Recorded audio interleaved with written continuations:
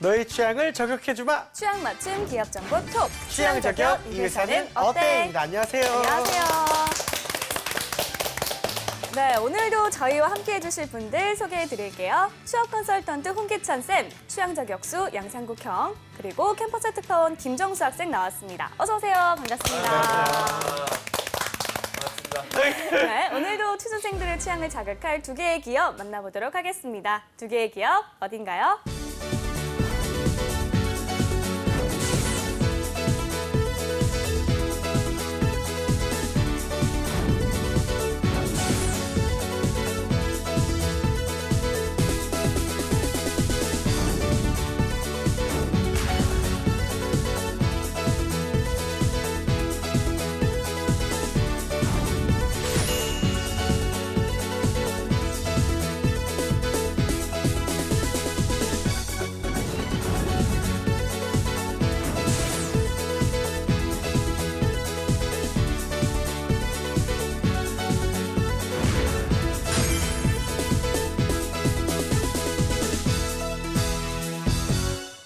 네, AVCAC와 네이처 리퍼블릭 오늘 이야기할 게 정말 많겠습니다. 왜냐면 우리 보미 씨가 화장품을 참 좋아하지 않기 때문에. 맞아요. 예. 제가 또 화장품 덕분인데 네네. 특히 이 AVCNC 미샤 있잖아요. 그렇죠. 저한테는 정말 소중한 브랜드인 게 네네. 제가 중학교 3학년 때 이게 처음 네. 나왔는데 아, 그래요? 학생이 돈이 어디 있습니까? 없죠. 네, 근데 이 저렴이 화장품들이 네네. 나오면서 한참 돈 없고 미에 대한 관심이 막 무궁무진 피어나던 네네네네. 그때 예. 그 저렴한 막 3,300원짜리 네. 립밤 막 이런 오. 아이섀도우 막 이런 거 그래요? 하면서 예. 되게 아기자기 하나씩 오. 모으면서 되게 즐거웠던 기억이 있거든요. 그러게 즐겁군요. 네, 여자들은 네. 또 그런 거에 대해 되게 좋아하고 그런 근데 게 제가 있어요. 알기로 집이 좀 잘 사는 걸로 알고 있는데. 아니에요, 그렇지 아, 그래요? 않습니다. 네. 일단 화장품 얘기만 들어도 여학생들은 행복해지잖아요. 아, 근데 그렇죠. 오늘 또 주제가 주제인 만큼 제가 특별히 미샤랑 네이처 리퍼블릭에서 나온 화장품으로 좀 메이크업을 해봤는데 네네. 좀 캠퍼스 특파원의 정성이 좀 갸륵하지 않나요? 어떻나요? 한마디 해주세요. 똑같아. 야, 너 좀 비싼 걸로 이쁘게 화면에 잡혀야지. 사과 이쁘게 잡혀야 되는데. 화면에 시청자 다 보고 있는데. 아, 뭐 로드샵 신화를 연 기업들 아닙니까, 선생님? 일단 자세히 설명 한번 부탁드립니다. 예전에 네. 저희가 아모레퍼시픽하고 LG생활건강을 한번 담은 적이 있을 거예요. 네. 그래서 이번에는 좀 화장품의 유통 채널로 우리가 좀 들어갔으면 좋을 것 같습니다. 그래서 화장품이 우리가 흔히 로드숍이라고 하는 단일 브랜드를 판매하는 그런 샵이 있고요. 그다음에 멀티 브랜드 샵이라고 해서 특정 기업의 다양한 브랜드들을 모아서 판매가 이루어지고 있어요. 그래서 지금 현재 실적들을 보면 올해 상반기 이 업계 1등은 이제 아모레퍼시픽의 이니스프리입니다. 여기가 지금 4천억의 매출을 기록했고요. 그다음에 2등이 그러니까 아모레퍼시픽이 지금 최근에 1위 자리로 올라온 거고 2등은 LG생활건강의 더 페이스샵. 여기가 매출이 한 3,300억 정도 됩니다. 그다음에 3등이 우리가 오늘 이야기할 미샤. 그러니까 에브리시엔시가 한 2,100억 정도를 기록하고 있고요. 4등도 이제 아모레퍼시픽에 속해져 있는 에뛰드 하우스. 여기가 한 1,600억 정도. 그다음에 5등은 환불 화장품 계열의 이츠스킨. 여기가 한 1,400억. 그리고 이제 6등이 오늘 우리가 다룰 네이처 리퍼블릭이 한 1,359억 정도를 기록하고 있습니다. 그래서 업계 순위를 보면 기존의 미샤라든가 이렇게 저가형 로드샵을 이끌었던 브랜드들도 있지만 지금 K-뷰티의 그 트렌드를 주도하고 있는 아모레퍼시픽, 그다음에 LG생활건강도 이 업계에서 입지를 공고하게 다져놓은 상황이다. 그렇게 보시면 되겠습니다. 네. 예, 알겠습니다. 일단 두 기업에 대한 학생들의 취향 알아보겠습니다. 현장 취재는 어땠습니까? 네, 이번 인터뷰 기간은 친구들이 시험 기간이어가지고 네. 공부하는 친구들 한 명 한 명 잡아서 이제 인터뷰를 해봤는데 예. 역시 이번에도 여학생들이었던 게 정말 모르는 게 하나도 없었어요. 이 로드샵에 대해서. 그래서 또 한 번 이 여학생들의 화장품에 대한 열정을 좀 알 수 있었습니다. 네, 알겠습니다. 그러면 친구들의 이야기는 영상으로 보고 이야기 나누겠습니다. 네. 뭐 하고 계세요? 꽃단장 중이네요. 화장하고 있는데요. 맞아요. 바로 이번 주 주제가 화장품과 관련된 기업들인데요. 바로 미샤의 네이처 리퍼블릭입니다. 네, 과연 친구들은 어떤 기업을 더 선호하고 아줌마를 어느 기업을 더 취업하는지 알아보도록 하겠습니다. 지금 바로 가시죠. 고고! 어느 기업에 더 취업하고 싶나요? 저는 미샤 쪽이요. 어떤 이유가 있을까요? 일단은 그 로드샵의 시초를 알린 기업이기도 하고 네. 제 눈에 띄기에는 네이처 리퍼블릭에 비해서 매장이 더 많은 곳에 퍼져 있어서 더 친숙한 느낌이기도 하고요. 네. 숙대 앞에 미샤가 화장품이 있어요. 저랑 네. 잘 맞는 것 같아서 그쪽으로 취업하고 특히 대학가 앞에 있으면 저는 많이 매출이 있어요. 많이 나올 것 미샤에서 같아요. 취업하고 싶어요. 어떤 이유가 있을까요? 왜냐하면 네이처 리퍼블릭은 저런 식으로 하면 취업이 안 될 것 같은데. 문제로 인해서 신뢰도가 떨어졌고 미샤는 어퓨랑 또 계열사이니까 뭔가 어퓨는 또 젊은 느낌이고 그래서 전 세대를 아우를 수 있는 느낌이 있어서 미샤를 선택하고 싶습니다. 네이처 리퍼블릭이요. 어떤 이유가 있을까요? 또 기사를 봤는데 네. 명동에서 제일 땅값 비싼 곳이 네이처 리퍼블릭이라고 해서 뭔가 부동산 맞아요. 명동에 엄청 크게 네이처 리퍼블릭이 있어요. 그쵸. 지원하고 싶습니다. 거기가 그 입간판도 굉장히 큰 그거예요. 네, 맞아요. 오. 미샤를 어릴 때부터 많이 쓰기도 해서 친숙하고 라인 캐릭터랑 콜라보한 제품도 출시해서 귀여운 것 같아요. 본인이 취업한다면 네이처 리퍼블릭과 미샤 중에 어느 기업에 거의 더 뭐 취업하고 싶나요? 어떤 이유가 있을까요? 당당히 하면 안 되나는데. 네이처 리퍼블릭의 초록초록한 성향에 갈리는 것 같아요. 네, 맞아요. 네이처라는 이름이 들어가서 자연스러운 것 같아서 네, 학생들의 다양한 의견 들어봤는데요. 결과는 어떻게 나왔습니까? 네, 이번 조사 역시 화장품을 좀 사랑하는 그런 대학생 30명을 대상으로 조사했는데요. 아무래도 홍석님이 많은 것 같은데. 결과는 짜잔 이렇게 나왔습니다. 네. 에이블 CNC 대 네이처 리퍼블릭 18표로 에이블 CNC가 이겼습니다. 굉장히 네. 이 정도면은 이제 많이 차이가 나게 이긴 것 같은데 네. 에이블 CNC가 더 많은 표를 받은 게 왜 그런 것 같아요? 네, 사실 그렇게 많은 표 차이는 나지 할 않는데 말 다 해야죠, 지금. 네, 그렇게 많은 표 차이는 아니지만 네네. 이유는 좀 취향 차이인 것 같습니다. 네. 인터뷰를 해보니까 미샤는 그 정통성, 그러니까 로드샵의 시초로 정통성 있는 그런 이미지를 가지고 있었고 또 막 네이처 리퍼블릭은 좀 세련된 이미지? 그런 이미지를 가지고 있어서 약간 우유 업계의 서울 우유와 매일 유업이 아닌가 이런 생각이 좀 듭니다. 그렇군요. 알겠습니다. 자, 이번엔 두 기업에 대한 깊숙한 정보 확인해 보도록 하겠습니다. 취향 저격수 양상국형. 예, 또 이번 주에 또 취향적을 준비했습니다. 자, 여러분들 꾸기의 해시태그 자, 다 같이 하도록 하겠습니다. 꾸기의 해시태그! 일단 첫 번째 해시태그 뭔지 한번 보도록 하겠습니다. 자, 첫 번째 해시태그 샵! 예. 미샤. 미샤입니다. 자, 사실 근데 저도 사실 잘 몰랐습니다. 왜냐면 여기 우리가 에이블 CNC라고 하니까 미샤는 많이 들어봤는데 이게 에이블 CNC가 미샤 회사인지 잘 몰랐거든요. 모르죠. 미샤 같은 거는 또 많이 말씀했다시피 우리 로드샵 화장품의 절대 1위. 예. 나머지는 또 쌤이 해요. 그러게요. 그런 내가 많이 했어 오늘.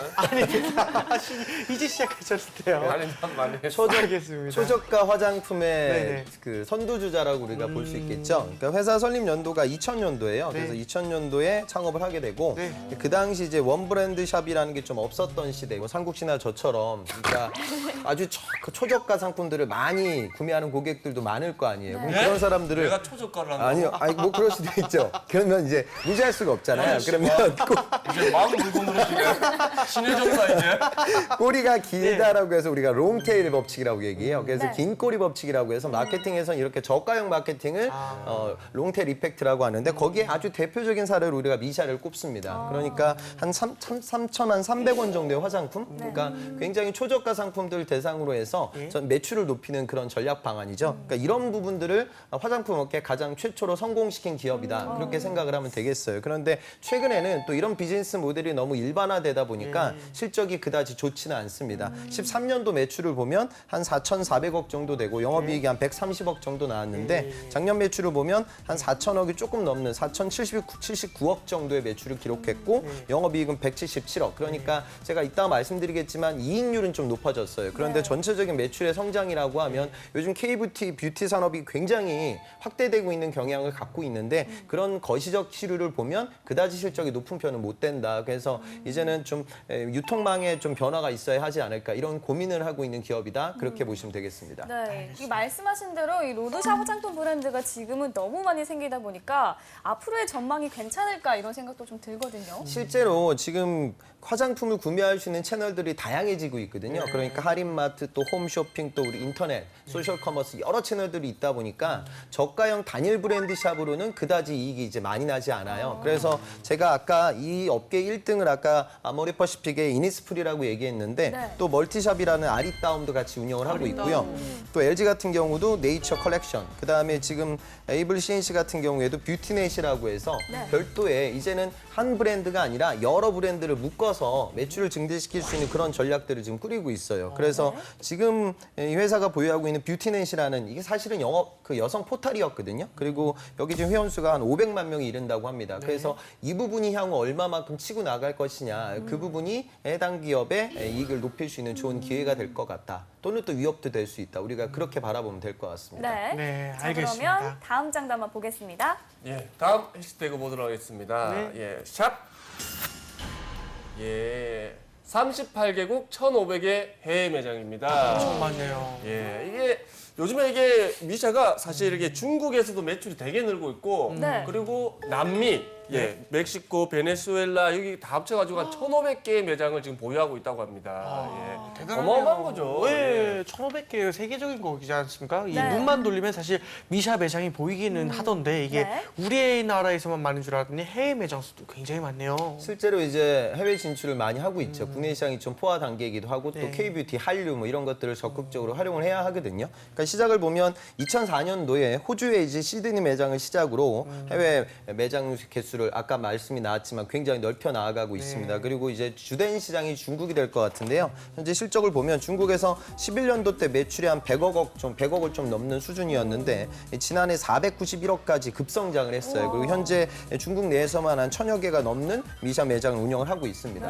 그리고 이제 화장품이라는 건 인종이라든가 또 이런 소득 수준이 또 다양하잖아요. 그래서 뭐 아까 얘기했던 유럽이라든가 스페인 이쪽에도 지금 단독 매장을 오픈하고 있기 때문에 국내 시장의 그런 성공 신화를 지금은 이제 공룡급 아주 덩치가 큰 화장품 기업들과 저가형 로드샵 시장에서 경쟁을 하고 있지만 또 그런 성공 모델을 해외 시장에 적극적으로 진출하기 위해서 노력을 하고 있는 기업이다. 그렇게 보시면 되겠습니다. 알겠습니다. 제가 얼마 전에 매장을 갔는데 이 메신저 라인이 있잖아요. 네. 그 캐릭터랑 콜라보레이션으로 화장품을 내놓았더라고요. 근데 좀 반응이 굉장히 좋았어요. 이런 이유 때문에 좀 상반기 매출이 오르지 않았나 이런 생각이 드는데 맞나요? 근데 이제 실적을 놓고 보면 아까 제가 매출은 조금 줄었는데 이익이 좀 늘었다는 걸 우리가 볼 수 있었잖아요. 사실 그 이유는 구조조정 때문입니다. 그러니까 국내에서 좀 이익이 많이 나지 않는 매장들을 철수하고 정리를 하다 보니까 그런 부분들 때문에 실적이 좀 올랐고요. 지금 이 회사가 히트작이 그다지 많은 상황은 못 돼요. 그러니까 12년도 때 이름이 굉장히 어렵더라고요. 나이트 리페어 사이언스 액티비티 앰플. 이게 뭐 보라색 병이라고 하는데 저는 갈색병 네. 그 되게 ST 네, 이거 그 브랜드의 미트 저렴이 상품일 거예요. 버전인데. 그죠? 그러니까 미샤가 잘하는 게 이렇게 명품 브랜드가 성공을 한 걸 아주 초저가형의 미트 상품으로 성공을 해왔는데 지금은 그 이후에 그다지 큰 히트 상품이 나오고 있지 않아요. 그래서 과연 이렇게 저가형으로 팔로우로 쫓아가는 전략만 있어야 하냐. 그래서 아직도 우리가 이 기업의 비전을 조금 우리가 갸우뚱하게 만드는 부분이 이런 부분에 있습니다. 네, 알겠습니다. 자, 그러면 이번엔 네이처 리퍼블릭에 대해서 알아보도록 하겠습니다. 천욱이 형. 예, 우리 네이처 리퍼블릭 또 샵 한번 보도록 하겠습니다. 샵! 예, 더 페이스 샵의 창립 멤버입니다. 예, 우리 로드샵의 또 다른 신화, 페이스 샵 다들 아시잖아요. 네네. 예, 우리 LG 생활건강에서 인수되면서 나머지 멤버들이 나와서 따로 만든 브랜드가 바로 우리 네이처 리퍼블릭이라고 합니다. 그렇군요. 일단은 뭐 로드샵 화장품의 또 다른 강자인 것 같은데 네. 이 네이처 리퍼블릭 자세히 한번 설명해 주세요.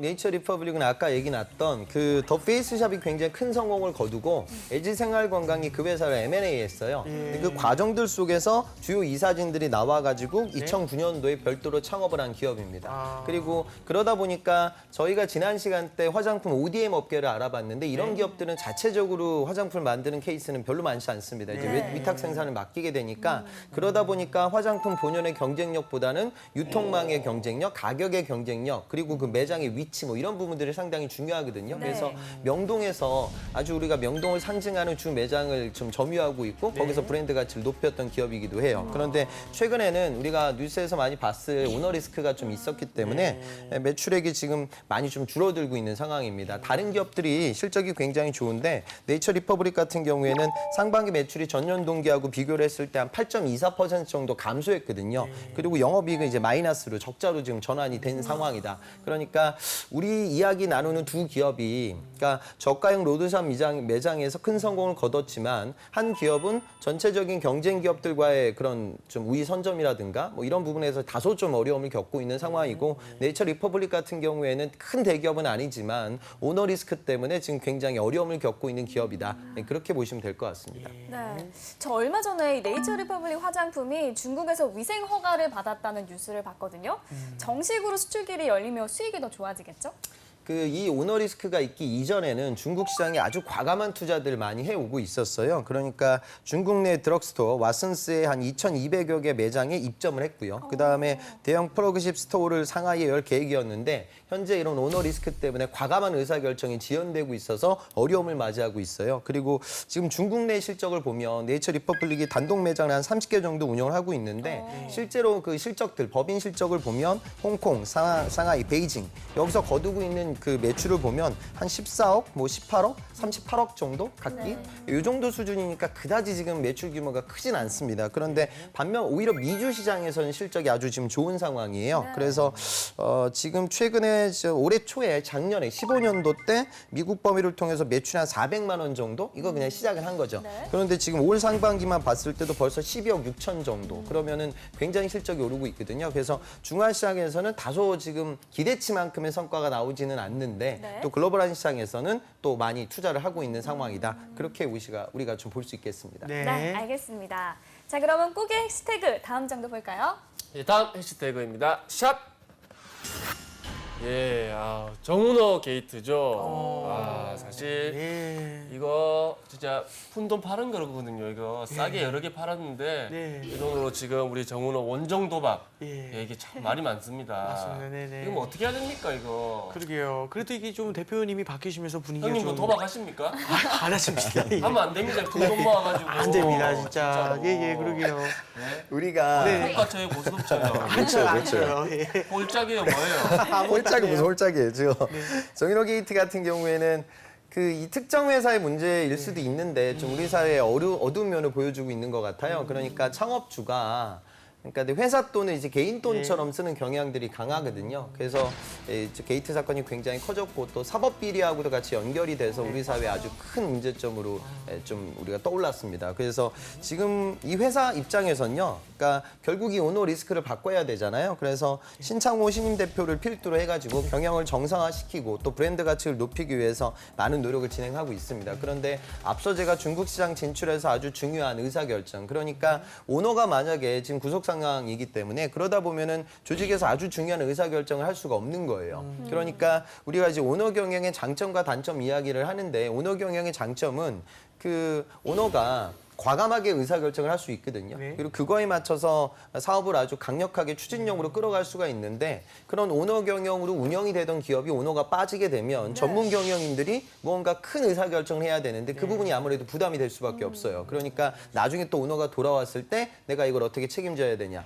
그러다 보면 기업의 활동이 정체되게 되고 그러다 보니까 투자를 많이 못하게 되고 매출이 줄어들고 이런 악순환의 그런 고리에 들어오게 됩니다. 그래서 여러분들은 전 신문 같은 내용들을 보면서 오너 리스크의 문제점도 이번 사안을 통해 정확하게 이해하셨으면 좋겠습니다. 네, 알겠습니다. 알겠습니다. IPO, 그러니까 기업 공개 계획이 무산되면서 이 M&A 시장에 나왔다고 하더라고요.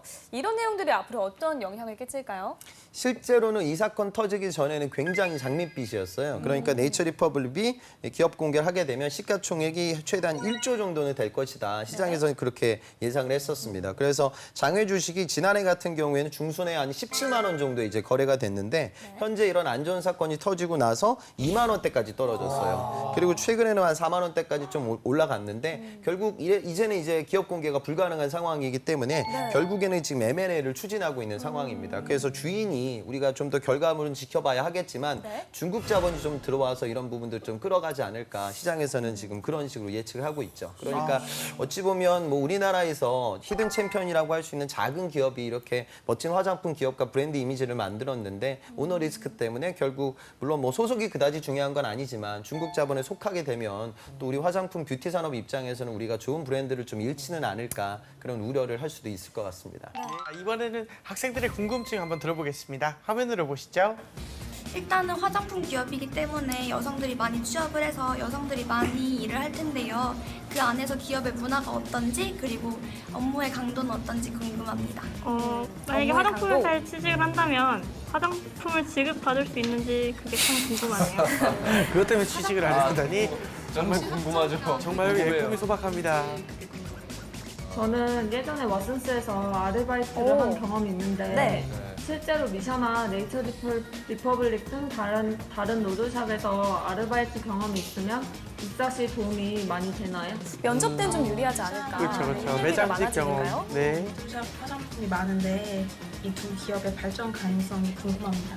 뷰티 블로그를 운영을 하면 입사하는데 좀 그런 것도 좀 유리하지 않을까. 아, 네, 학생들의 궁금증 들어봤는데요. 어떤 질문들이 있었죠? 네, 이 취업을 준비하다 보면은 학점이나 토익에 관한 이런 다양한 이야기들을 많이 듣잖아요. 그런데 실제로 이 화장품 회사에 입사를 할 때 토익이나 이런 학점이 많이 중요한지 궁금합니다. 그러니까 실제로 그런 경향이 없잖아 있어요. 그 이유는 뭐냐면 여자 문과 학생들 입장에서 꿈의 기업은 우리 여긴 빠져 있지만 아모레퍼시픽이에요. 네. 그러니까 그 선호도가 어마어마하거든요. 맞아요. 그러니까 진짜. 결국에는 많은 사람들이 모이게 되면 인기가 좋아지면 합격자들의 스펙이 따라 올라가는 경향이 분명히 있을 거예요. 그래서 통상적인 업의 특징이라든가 직무의 수준을 봤을 때 화장품 기업들이 여성 구직자들의 몰입도가 많다 보니 조금 올라가긴 해요. 그런데 결과적으로 그러니까 지금 이런 기업들은 자체적으로 화장품을 생산하는 케이스는 많지 않아요. ODM을 많이 주거든요. 그러니까 그러다 보니까 일반적인 내수 소비재 기업들, 그러니까 우리가 그동안 많이 다뤄왔던 유통, 패션, 뷰티, 자파 기업들과 동등한 수준이에요. 그러니까 그런 기업들이 입사하는 데 있어서 물론 학점도 중요할 수는 있겠지만 그건 성실성이 지표가 될 때가 더 많으니 여러분들의 본인의 직무 역량이 훨씬 더 중요하다. 네, 그렇게 이해하셨으면 좋겠습니다. 알겠습니다. 알겠습니다. 저 혹시 또 다른 질문 있을까요? 네, 그리고 진짜 실제로 그 뷰티 블로그 같은 거를 운영을 하면은 입사 시 도움이 되는 거죠. 그러니까 실제로 그 여학생들이 많이 하거든요. 그래서 이제 네, 온라인 맞아요. 서포터즈 활동을 해요. 네. 저는 이건 저희 그냥 사적인 이야기인데 저는 네. 우리나라 기업들이 대학생들을 너무 좀 이용하는 경향들이 있어요. 그러니까 물론 내가 화장품 기업에 가고 싶은데 뭐 경영이나 마케팅에 대한 지식이 너무 없다, 경험이 없다. 그런 친구들은 온라인 서포터 활동을 통해서 온라인 채널을 통해서 화장품의 각기 브랜드가 고객들에게 어떤 프로모션으로 전달되는지 이걸 경험하는 건 좋아요. 그런데 거기에 너무 몰입한 나머지 또 그거 하면은 뭐 샘플 주고 뭐 쓸 수 있고 뭐 이런 부분에 사실 또 매몰되는 친구들이 있거든요. 아하. 네, 그러다 보면 다른 부분들을 놓치게 돼요. 그래서 그 산업의 특징과 프로모션 전략을 이해할 수 있는 어느 정도의 시간, 투자는 필요하다. 근데 그게 다는 아니다. 네, 그렇게 좀 이해하셨으면 좋겠습니다. 예. 아까도 화장품 샘플을 좀 집착하는 친구 한 명 있었어요. 그러게요. 네, 맞아요. 그러면 미샤에서 만약에 일을 하면 미샤 화장품만 써야 됩니까?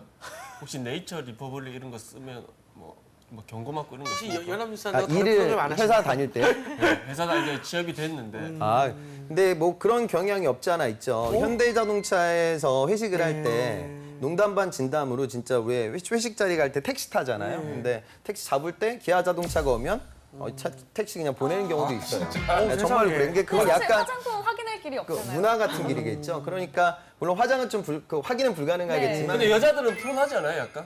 아니에요. 미시 이런 거 제가 편한가요? 제가 이 분홍색 하우스 로드샵 예, 브랜드에서 아. 알바를 한 적이 있는데 예. 다른 브랜드로 화장을 하고 여기 거 제품입니다라고 해서 다 믿고 사더라고요. 그래서 알 길이 없는 것 같아요. 아니 이런 말을 해야 될지 모르겠는데 좀 양아? 다 저만의 판매 노하우였습니다. 아, 그렇죠. 다른 데 거 써서 이쁘게 하고 여기 겁니다. 여기 겁니다. 아, 양 마인드. 알겠습니다. 네네. 자사 제품을 선호하는 웬만하면- 애사심은 당연히 요구하긴 하겠죠. 그쵸, 그쵸. 근데 오히려 근데 입사하는 단계라고 하면 또 뭐 내가 그 회사에 가기 위해서 그 화장품만 쓴다 이거 믿지도 않을 거고 그쵸. 오히려 다양한 화장품들을 써봐야 또 이 산업이라든가 제품의 특징도 더 정확하게 알 수 있을 거 아니에요. 네. 그래서 그런 부분은 너무 그렇게 좀 여러분 좁게 생각하진 않았으면 좋겠습니다. 알겠습니다. 그럼 또 제가 또 이제 핵심 질문을 또 하나 드리도록 하겠습니다. 사실 근데 이게 많이 저가 화장품입니다. 저가 화장품인데 그러면 과연 연봉도 저가입니까? 이거 뭐 어떻게 됩니까, 연봉은? 실제로 연봉은 뭐 이제 매출이라든가 이익률하고 직통될 텐데요. 조사를 해보니까 16년 한 서원급 평균으로 봤을 때 에이블 CNC가 한 2,870 정도, 네이처 리퍼블릭이 한 2,780 정도 비슷한 수준이어서 제조업치고는 뭐 그냥 일반적인 수준이다. 네, 그렇게 볼 수 있을 것 같습니다. 네. 알겠습니다. 더 이해에 대한 이제 두 기업에 대한 한간의 소문 카드라 알아보겠습니다. 상국이 형. 예, 또 카드라 시간입니다. 예, 소문이 참 많이 또 떠들었습니다. 네네. 상국의 카드라 한번 보도록 하겠습니다. 화장품 마케팅 직무는 학교를 많이 본다고 카드라. 예.